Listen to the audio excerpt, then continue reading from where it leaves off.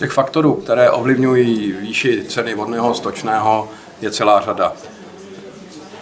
Na prvním místě musím zmínit velikost obsluhované aglomerace. Čím větší celek je obsluhován, tím je cena vodného a stočného nižší.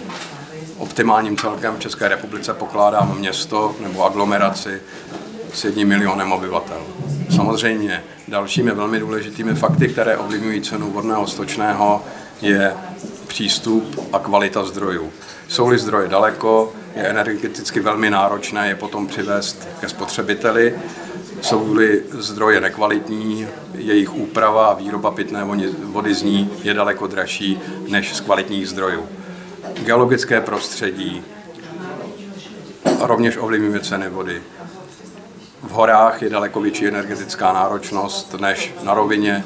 Na rovině naopak nepřítelem vodárenských společností jsou deště, které způsobují vyšší nároky na čistírnu odpadních vod, protože většina dešťů v nížinách proteče čistírnami odpadních vod a zvyšuje náklady s tím spojené. Hovořím-li o velké aglomeraci a o optimální ceně nebo nižší ceně vodného stočného v velkých aglomeracích, musím říct, že vodárenské společnosti, které obsluhují města i okolí, drží takzvanou solidární cenu vodného stočného. Výroba a rozvod vody na vesnici, kde je řídké osídlení a odkud většinou každý den ráno většina obyvatel odjede do města, je daleko dražší a jenom díky solidární ceně, to znamená obyvatelé měst dotují cenu vodného stočného na venkově, jedině díky solidární ceně a solidaritě se daří udržet jednotnou cenu vodného stočného v celém regionu. Tam, kde se podařilo při vzniku vodárenských společností udržet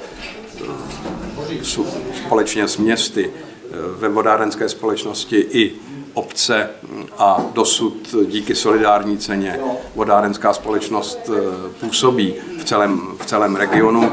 Tam samozřejmě ti malí spotřebitelé žijící na venkově mají výhodu a čerpají nebo využívají solidaritu právě těch velkých spotřebitelů z měst.